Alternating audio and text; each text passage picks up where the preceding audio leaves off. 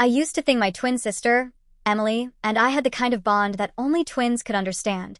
A blend of shared secrets, inside jokes, and an unspoken promise to always be there for each other. Growing up, we were inseparable, and though we had our fair share of squabbles, I trusted her completely. We shared almost everything: clothes, friends, even interests. And for the most part, I didn't mind. But lately, something had shifted. At first, it was subtle, barely enough to raise an eyebrow. A missing lipstick here, a misplaced t-shirt there. I shrugged it off, assuming I was just being forgetful. When I asked Emily if she had taken any of my things, she'd laugh it off, telling me she'd borrowed them but forgotten to return them. It happened more than once, but I didn't think too much of it. After all, we were sisters, and sisters borrowed each other's stuff all the time, right? But the small things started piling up, and it wasn't just makeup or clothes anymore. My favorite dresses would be in strange places, folded differently, or hanging up in Emily's closet. My shoes, which I hadn't worn in weeks, would appear scuffed as though someone else had been walking around in them. When I wore my clothes, they smelled off, like they'd been worn by someone else and washed with a different detergent. I confronted Emily one evening, asking her directly if she had been wearing my things. She chuckled nervously, avoiding eye contact, and brushed it off, saying she just needed to borrow a few items for a night out. "I thought you wouldn't mind," she said, her voice too casual for my liking. But something about her tone, and the way she quickly changed the subject, made me uneasy. There was a shift in her demeanor, like she was hiding something. The last straw came when I was getting ready to leave for university one morning and couldn't find my favorite skirt, the one I'd planned to wear. After searching everywhere, I went to Emily's room and found it stuffed under her bed, crumpled and dirty. When I asked her why she had taken it, she stammered, her face flushing, and mumbled something about needing it for a last-minute outing. But this time, I didn't believe her. I knew my sister well, and this wasn't like her. Something wasn't adding up. That's when I decided I needed to find out what she was really doing. The next time she borrowed my clothes, I wasn't going to let it slide. I was going to follow her.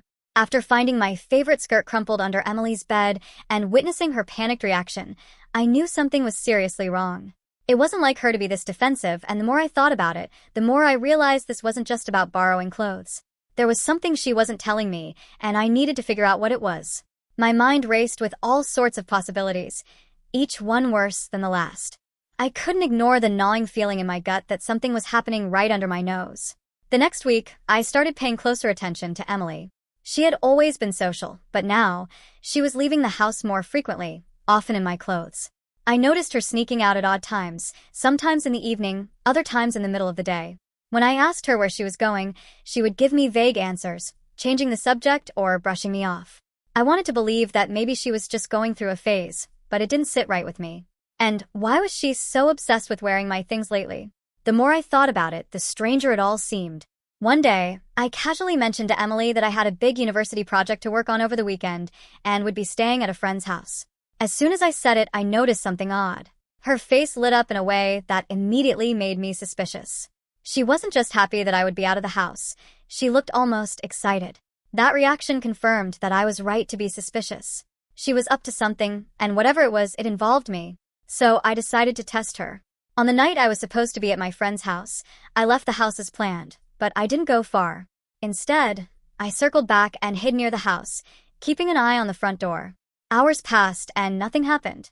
I started to doubt my plan, wondering if I was just being paranoid. But then, just after 8 p.m., I saw her. Emily stepped out of the house, dressed head to toe in my clothes. Not just any clothes, my favorite dress, the one I wore on special occasions, paired with my shoes, my bag, even a necklace my boyfriend had given me for my birthday. It was like looking at a warped version of myself. She had done her hair the way I usually did mine, her makeup more intense than I ever wore. There was something unsettling about the way she carried herself, like she was walking with a confidence that wasn't hers. It didn't feel like Emily, it felt like someone pretending to be me. I followed her from a distance, keeping out of sight, but close enough not to lose her. My heart raced as I trailed behind her, watching as she strutted down the street. I had no idea where she was going, but I was about to find out. Each step brought me closer to the truth, though I had no idea just how much it would hurt when I finally uncovered it. I followed Emily through the winding streets, my heart pounding louder with every step. The further she went, the more uneasy I became. I couldn't shake the feeling that this was bigger than just borrowing my clothes. When she finally stopped at a cozy cafe downtown, I ducked behind a tree, my mind racing. What was she doing here? Why had she dressed like me? Then I saw him, Liam, my boyfriend. Time seemed to freeze. At first, I tried to rationalize it. Maybe they'd just run into each other. Maybe Emily was meeting him to grab something for me. But when they sat down together, their body language told me everything I needed to know. They weren't just casually chatting, they were flirting. Emily was laughing at something Liam said, leaning in close, touching his arm in a way that made my stomach churn. And he didn't seem to notice a thing. He looked at her with the same warmth and affection he had always shown me. Except it wasn't me he was with, it was my sister pretending to be me. I felt sick, a lump forming in my throat as I realized how long this must have been going on. My mind raced, piecing together all the strange behavior. The missing clothes, the sneaky exits, the nervousness whenever I asked her questions. I had trusted Emily, and she had used that trust to steal my identity. And Liam, he didn't even realize. I should have stormed in there, confronted them right then and there. But instead, I stayed rooted to the spot, frozen by disbelief and betrayal. I watched as they left the cafe, Emily giggling and leaning on Liam's arm like they were on a date. She led him in the direction of our house, my home, and he followed her without hesitation. I trailed behind them, my mind spinning, my heart sinking. By the time they reached the front door and slipped inside, I couldn't take it anymore. I needed answers. I needed to know how deep this betrayal went. My hands were trembling as I walked up to the front door and pushed it open, my footsteps echoing in the silent hallway. When I entered the living room, the sight of them together in my home was enough to make my blood boil. Emily's face went pale as soon as she saw me standing there. She looked like she had just seen a ghost. But the best part? The look on Liam's face when he realized the truth. He stared at me, his eyes widening in confusion and fear, his mouth hanging open as he tried to make sense of what was happening. Wait, you're? He stammered, looking from me to Emily and back again, trying to comprehend how there were two of us standing in front of him. I crossed my arms, glaring at the both of them. I'm the real me, I said coldly. You've been on a date with my sister. The room fell silent. Liam looked utterly bewildered, his face drained of color. Emily, for once in her life, had nothing to say. I had caught them both red-handed, and there was no escaping it now. The air in the room was thick with betrayal and disbelief. Emily stood frozen, her eyes wide and guilty, while Liam still looked like he was trying to process the impossible. Two identical women standing before him, one his girlfriend, and the other her imposter. My heart was pounding in my chest, but my anger burned hotter than the pain. I couldn't believe they'd both done this to me, especially Emily. I took a step closer, my voice trembling with fury. What the hell is going on? I demanded, glaring directly at Emily.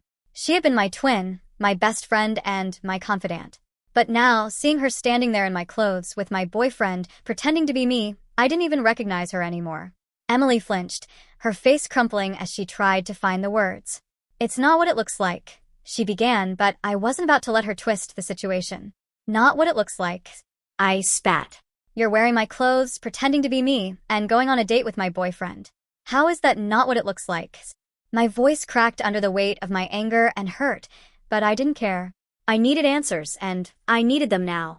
Liam finally snapped out of his daze and started stammering, trying to explain his part. I didn't know you had a twin sister, he muttered, running a hand through his hair as if that would somehow make sense of the mess. I thought she was you. I swear, I didn't mean. I couldn't help but scoff. You didn't know I had a twin sister? You've been dating me for over a year, Liam. How could you not know? My voice was laced with disbelief. How could he be so clueless? Or was he just trying to cover his tracks? Liam looked between us, his face twisted in confusion and guilt, but there was no good excuse. No explanation that could make this right. Emily, still standing in my clothes, her face pale and her hands trembling, didn't say a word. She just stared at the floor like a child caught in the act, too ashamed to meet my gaze. There was a time when I would have rushed to comfort her, but that time had long passed. I felt a bitter laugh escape my throat. I couldn't stand to be in that room anymore. I didn't want to hear any more lies, any more excuses. I grabbed my keys from the table, my hand shaking, and without another word, I walked out of the house. The door slammed behind me with a force that echoed my shattered trust. Outside, I collapsed into the driver's seat of my car, my breath coming in shaky gasps. The anger still coursed through me, but underneath it all was a raw, deep hurt. My own twin sister, the person who was supposed to be the closest to me, had not only betrayed me, but had tried to steal my life right out from under me. And Liam, he had played right into her hands. I sat there for a few minutes, my mind racing, unable to comprehend how everything had fallen apart so quickly. And then it hit me, I couldn't go back. Not to that house, not to those people.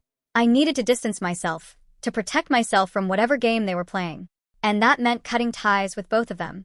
I wiped away a few stray tears and started the car. It was time to leave this nightmare behind. The morning after confronting Emily and Liam, I knew I had to get out. I couldn't stay in the same house with someone who had not only betrayed me, but tried to be me. The thought of Emily walking around, continuing her charade like nothing had happened, made me sick. So I made the decision, drastic, maybe, but necessary. I packed my bags. I didn't bother telling Emily I was leaving. What was the point? We had nothing to talk about. She didn't deserve an explanation or a goodbye. I packed in silence, moving methodically as I stuffed clothes, books, and the little pieces of my life into duffel bags. Everything felt surreal, like I was watching myself from the outside, detaching from a life that had unraveled before my eyes. The house, which once felt like home, was now tainted, filled with secrets and lies.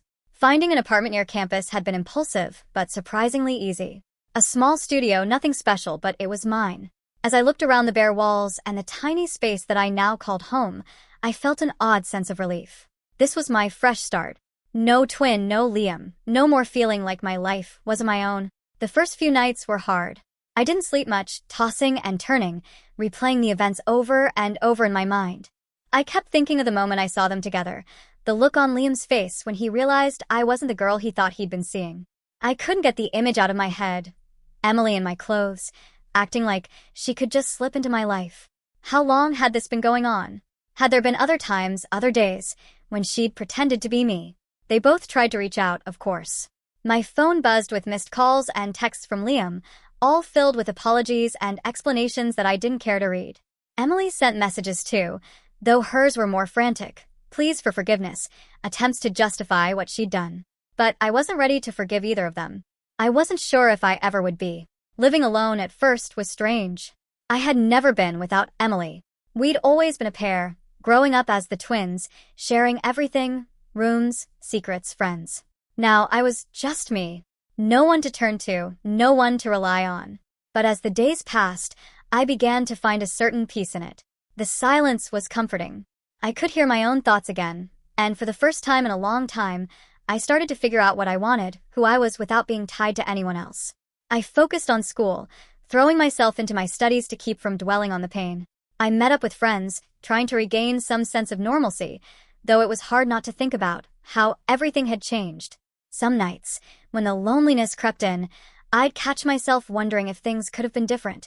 If I had been more vigilant, more protective of my life, would Emily have done what she did? Could I have stopped her?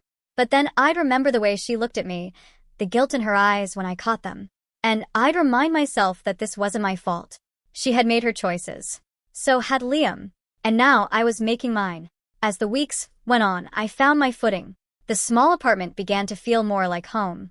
I hung up some pictures, bought a few plants, and started to build a life that was completely mine. It was a work in progress, but it was my progress. Little by little, I was reclaiming my identity, one that wasn't tied to my twin or my boyfriend. It was liberating in a way. Painful, yes, but also freeing. For the first time in my life, I wasn't defined by someone else's expectations or actions. I was just me, and that was enough. I had barely settled into my new apartment when my phone rang with a barrage of missed calls from my parents. I knew I couldn't avoid it forever, so I finally picked up, bracing myself for the conversation. What I didn't expect was the overwhelming sense of betrayal that followed. The minute I explained what had happened with Emily, how she had been stealing my clothes, pretending to be me, and going out with Liam, the reaction I got from my parents wasn't the support I desperately needed. Instead, they were disappointed in me. My mom's voice was soft, but her words cut deep. Emily's going through a lot right now, she said, almost pleading. She didn't mean to hurt you. She's your sister. You have to understand that. I felt the familiar wave of anger rise up again. She didn't mean to hurt me? I repeated, struggling to keep my voice steady. She pretended to be me. She stole my clothes, my identity, and my boyfriend. How can you say this wasn't intentional? There was a long, painful silence. I could practically hear my mom sighing on the other end of the line, like she was more concerned about keeping the peace than actually acknowledging the damage that had been done. Dad, trying to play the voice of reason, as always, chimed in next. We don't want this to tear the family apart, he said in his calming, steady tone. You two are sisters, you need to work through this. Emily made a mistake, yes, but family is family. Family. The word hung in the air like a lead weight, suffocating me. I could feel my frustration boiling over. How can you ask me to just work through this? Emily didn't just make a mistake. She betrayed me. And now you're asking me to forgive her like it's nothing. We're not asking you to forgive her right away, my mom tried to reason. But cutting her out completely, moving out like this, it's extreme. She's your twin. You've always had a bond. The way she said it, like I was the one being unreasonable, made my chest tighten. I moved out because I can't live with someone who would do something like this to me. How can you even expect me to stay there after what she's done? My dad, ever the peacekeeper, tried to mediate again. Look, we understand that you're hurt, and we're not excusing what she did. But we're a family. We have to stick together, especially now. But it didn't feel like we were sticking together. It felt like they were choosing her over me, excusing her behavior, because it was easier than confronting the truth. The truth that Emily had crossed a line, and I wasn't willing to pretend like everything could go back to normal. I'm not coming back, I said firmly. The words bitter but final. I need space. From Emily and apparently from you guys too. I can't believe you're defending her. We're not defending her. We're just... I didn't wait for my mom to finish. I hung up. I couldn't take it anymore. Their refusal to see what Emily had done, to really stand by me, hurt more than anything she had done. I thought they'd understand, that they'd have my back. But instead, they were trying to sweep it under the rug, like it was just a sibling spat that could be resolved with a hug and a family dinner. In that moment, I realized something important. I couldn't rely on my parents to fix this. I couldn't rely on them to stand up for me. They were too blinded by their need to keep the family intact, even at the cost of ignoring my pain. I threw my phone onto the bed and sat there, staring at the walls of my new apartment. It was quiet, too quiet, and the loneliness crept in. I wasn't just cutting ties with Emily, it seemed like I was cutting ties with my entire family. But as painful as that realization was, I knew it was the right decision. I needed to protect myself, and if that meant distancing myself from them, so be it. The betrayal felt like a heavy weight on my chest, but at least now, I had the space to breathe. I was on my own, truly on my own, but maybe, just maybe, that wasn't such a bad thing. A few weeks after I moved out, I was still trying to piece together my life. I hadn't spoken to Emily or Liam since that night, and the silence felt like a necessary cleanse. But just when I thought I was starting to move on, I got an unexpected message from one of Liam's friends, Chris. He said he'd heard about the breakup and that we should meet. He claimed there was something I needed to know. Curiosity and a lingering sense of betrayal gnawed at me. What more could there be? But I agreed, hoping that meeting him might bring some closure, or, at the very least, some clarity. We met at a coffee shop, and after a few minutes of awkward small talk, Chris took a deep breath and dropped the bombshell. Look, I don't know how to say this, but Emily and Liam, they've been seeing each other for months. It wasn't just that one night you caught them on, he said, his voice lowering as if he didn't want anyone around us to hear.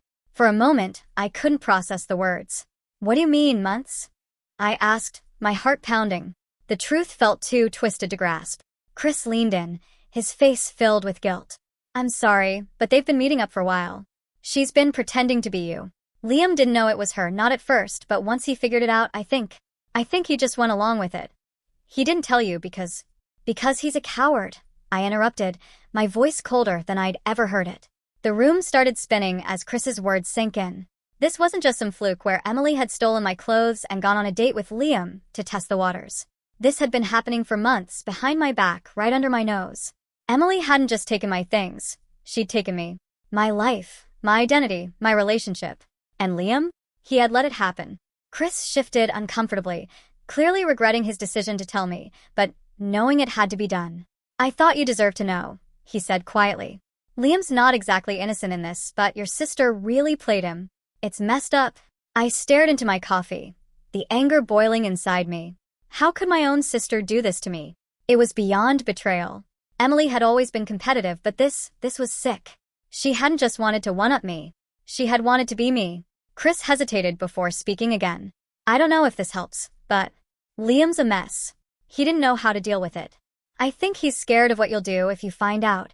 Well, he should be, I said, standing up. Thanks for telling me, but I need to handle this.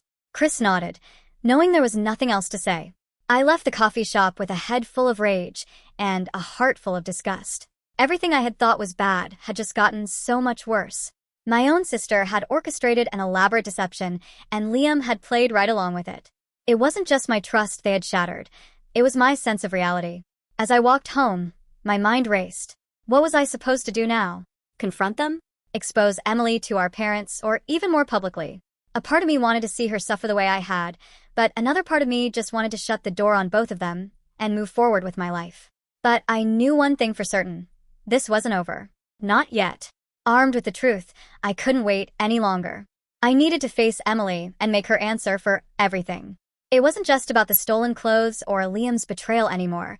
It was about the months of deception, the way she had twisted our relationship into something sick and manipulative. I showed up at our parents' house, knowing she'd be there. She had been staying with them ever since I moved out, no doubt enjoying the extra attention while I stayed out of sight. When she opened the door and saw me standing there, her face registered shock, but she quickly masked it with a false smile. "Hey, what are you doing here?" she asked casually, as if nothing was wrong. I didn't waste time on pleasantries. "You've been lying to me this whole time," I said, my voice steady but cold. "Liam wasn't some innocent mistake. You've been seeing him for months, pretending to be me." Her smile faltered, and for a split second, panic flashed across her face. I didn't mean for it to happen like this," she stammered, backing up slightly. "I was going to tell you." "Tell me?" I scoffed, cutting her off. "You've been going behind my back, stealing my clothes, my identity, my life. You led Liam to believe you were me, and when he found out, you kept going. You didn't care about how much it would hurt me, did you?" Emily's pale face told me everything before she even opened her mouth. She stood there, frozen, eyes wide, like a deer caught in headlights. I wanted what you had," she finally muttered, her voice small and broken. I stared at her, disgusted. "What I had? You could have had your own life, your own relationships, your own everything. But instead, you took mine." She didn't respond. Her lips quivered as she tried to come up with something, anything, to defend herself, but there was nothing. She had no remorse, no regret, just a twisted desire to live my life at my expense. "I always felt second to you," she said, her voice trembling. "You've always been the one everyone noticed, the one who had it all together. And I wanted to feel that for once." I shook my head, my anger only intensifying. "You didn't want what I had, Emily. You wanted to be me. But instead of trying to build something for yourself, you tore me down. You betrayed me in the worst way." The silence between us was heavy.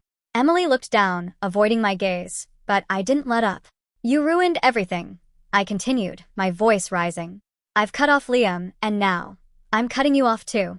I can't have someone like you in my life anymore." Her head snapped up at that, her eyes wide with desperation.